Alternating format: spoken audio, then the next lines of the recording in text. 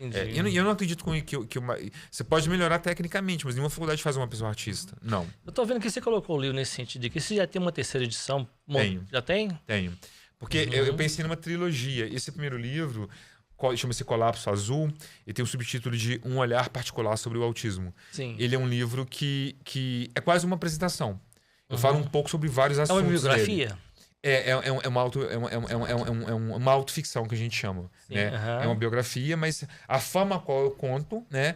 Tem até uma escritora francesa importante chamada Annie Ernaux, que ganhou o Prêmio Nobel de Literatura em 22, que ela tem esse estilo de escrita, que a gente chama de autoficção. É quando você conta uma história, um conto, mas de uma forma que é muito própria, que não é aquela coisa chata de biografia. Tem biografias que são realmente muito chatas, assim. Por exemplo, meu primeiro capítulo aqui desse livro... E você fala mais o que nesse livro? E aqui eu falo sobre tudo. Eu abordo um pouco da minha infância até minha fase adulta. Esse primeiro capítulo chama-se O Menino que Mastigava Nuvens. É um capítulo lindo. Eu já ouvi assim, que ele daria um curta-metragem, que daria uma animação, que daria um livro infantil, que daria uma única história. É baseado nas minhas vivências. E aqui é uma história entre eu e um vendedor de algodão doce. Quando eu tinha 8 anos de idade, pobre, que eu não conhecia o algodão doce. A história é linda, né? Eu sou suspeito, mas se fosse ruim eu falaria também. É muito bem escrito. É um dos capítulos mais aclamados desse livro. As pessoas gostam muito, é muito emocionante. É um projeto que eu tenho muito orgulho desses projetos, assim. Eu fiz muitos trabalhos, Orleans, como artista, no cinema, em exposições, que eu gosto muito. Né? Mas esses dois livros, não sei porquê, eu tenho uma coisa com eles assim. Eu acho que eu sei porquê. Eu recebo entre 80 a 120 mensagens por dia no Instagram, né, dos meus seguidores. E quando alguém. Mostra esse aqui. Quando alguém vem me contar alguma coisa do livro, cara, tipo, sempre alguém comenta alguma coisa do livro, são questões muito, muito particulares, assim, dessas pessoas. A pessoa lê esse livro lá no Acre, lá em Rondônia, lugares que eu nunca fui. Meu filho, quando tinha 6 anos, fez a mesma coisa que você fez aqui, Renan, e tal. Isso que eu te se identificam. Você acha que a sua história é muito parecida com de outras pessoas? Não há dúvidas, não há dúvidas. Sabe o que eu aprendi na literatura? Aí, com a experiência em publicação, e eu nunca tive esse problema, tá? Eu nunca subestimei a inteligência do meu leitor, tá? E meu leitor, ele é muito inteligente. E não quer dizer que ele é estudado, não. Vou te contar um caso. Teve uma mãe que tem um filho com 6 anos que tem autismo, que comprou o meu primeiro livro, por causa do filho que tem autismo, para entender o universo dele. Por que muitas mães fazem? Existem muitos livros sobre autismo, mas há poucos livros no Brasil escritos por autores que estão dentro do espectro do autismo. Então, uma coisa é você ler um livro escrito por um psiquiatra falando sobre sexualidade. Muito técnico. Você lê o meu livro, eu contando sobre a minha sexualidade. Inclusive, eu sou bissexual. Eu gosto de homem e gosto de mulher. Então, assim, falar sobre isso é um tabu.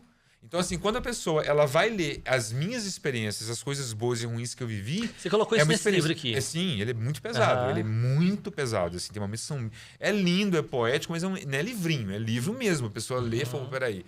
Ela não sai ilesa. Você casou 2 vezes. Sim. Primeira foi com a...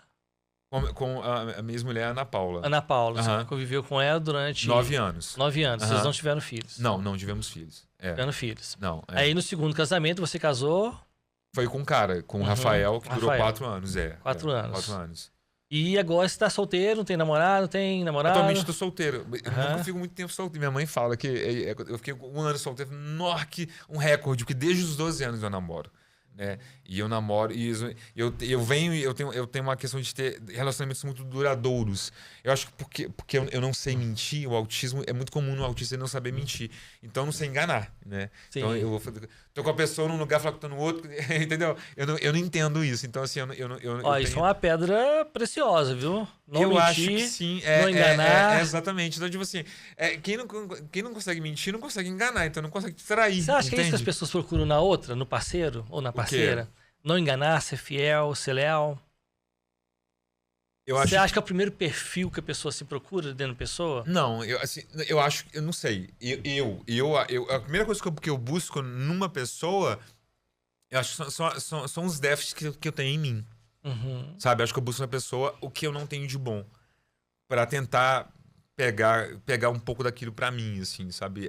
Equilibrar essa montanha-russa que eu sou. Tem até uma frase desse livro que eu gosto muito, do Colapso Azul. Mostra aqui para mim o segundo livro. No Colapso Azul, meu primeiro livro, fala sobre isso. Eu falo que eu sou um acidente prestes a acontecer. Entende? Então, assim, Mas aí, voltando à questão dessa mãe que eu estava dizendo, ela comprou meu livro por causa da minha história. Ela quer entender como é que vai ser o filho dela na adolescência, como é que vai ser o filho dela na fase adulta.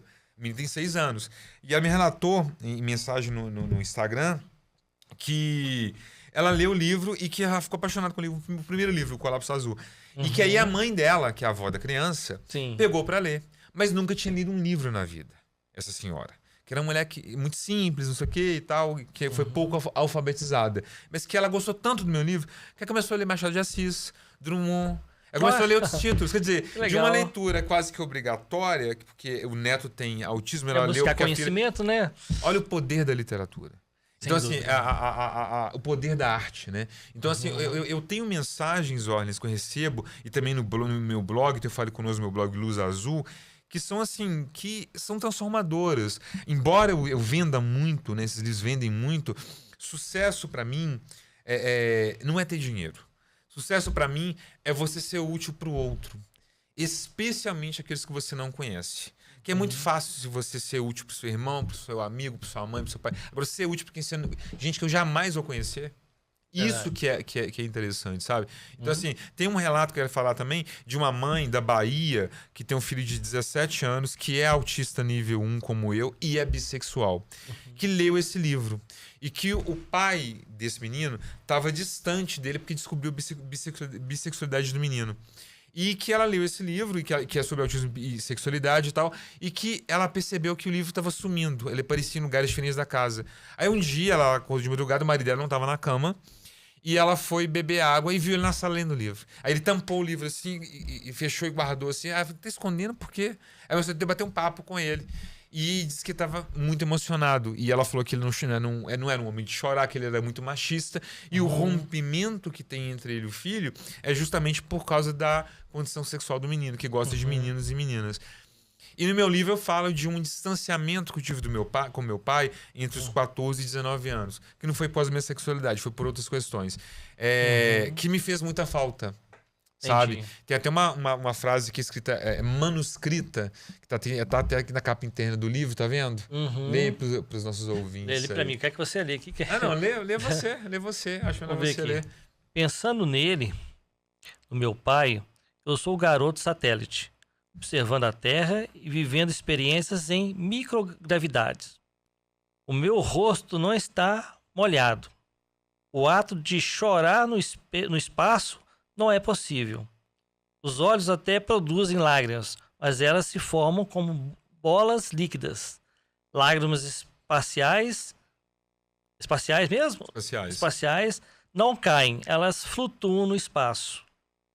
Entendi, tipo assim, aí eu falo muito dessa distância que eu tive com meu pai. E aí esse pai lá da Bahia, essa família, não os conheço, foi um relato por meio de mensagem que mandaram pra gente, Ele fala pra essa mãe que relatou pra gente. Essa mãe fala que o pai fala que ele ia apoiar o filho dele. Ele ia aceitar o filho dele como ele é. Então, assim, por meio do meu livro, o pai resgata um rompimento que durou meses, não chegou a ser um ano, com esse filho, que deve ter pensado, não quero ficar tanto tempo distante do meu filho, porque ele pode sofrer como a Hernanda sofreu essa falta do pai. Porque para o menino homem ter a figura paterna é muito importante, como para a menina ter da mãe, entendeu? Então, assim, eu acho que a arte ela transcende a beleza. Os meus livros são muito bem cuidados, cada capítulo desse, você pode abrir qualquer página aí, que o título tem a ver com o universo, por isso Garoto Satélite. Não vou te pedir para você dar um spoiler dele aqui, porque é curioso que as pessoas procurem seu livro para poder entender e ler esse aqui. Mas você coloca autismo e sexualidade. Você faz um paralelo entre as duas coisas? Exatamente. Esse livro é sobre o autismo e como que eu lido com a minha sexualidade. Então, assim, é um livro muito importante porque é o único livro no Brasil escrito por um autista adulto sobre autismo e sexualidade. Né?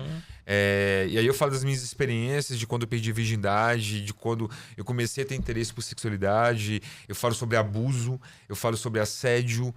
Tem momentos pesados. E eu já dou até um briefing no primeiro livro, no Colapso Azul, porque há um capítulo aqui, a foto até emblemática que está aqui, é uma foto mais reclusa, enfim.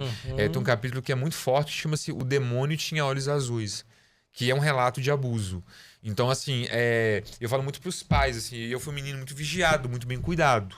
Mas o abuso, o assédio acontece com adolescentes e crianças, com pessoas que têm acesso.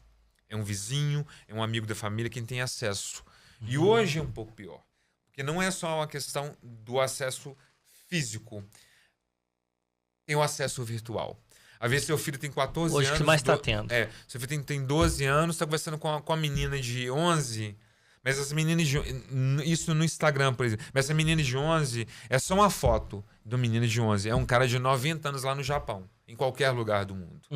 Então, assim, é preciso vigiar mesmo. Importante essa mensagem que você está deixando aqui agora. Eu falo isso muito com os pais, especialmente dos autistas. No meu caso, por exemplo, claro, eu no alto dos meus 47 anos, eu tenho um repertório de vida, eu tenho uma experiência de vida.